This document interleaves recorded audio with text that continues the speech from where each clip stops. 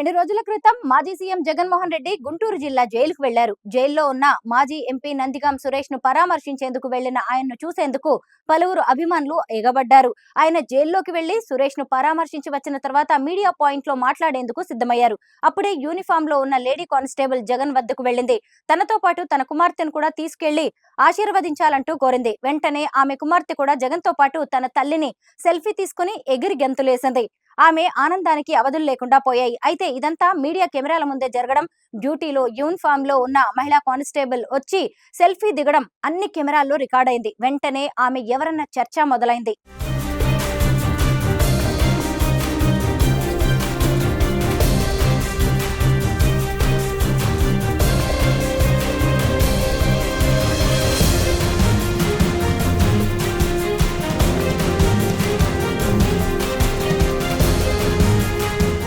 ఆమె పేరు ఆయేషా భాను.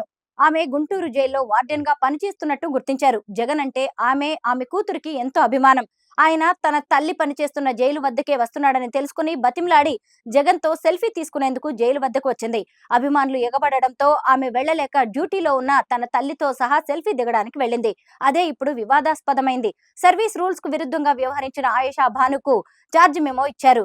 ఆమె ఇచ్చే వివరణ ఆధారంగా శాఖాపరమైన చర్యలు తీసుకుంటారు. విధి నిర్వహణలో ఉన్నవారు సర్వీస్ నిబంధనలు పాటించాలని, లేదంటే అందుకు విరుద్ధంగా వ్యవహరిస్తే శాఖాపరమైన చర్యలు తీసుకుంటామని ఉన్నతాధికారులు హెచ్చరించారు.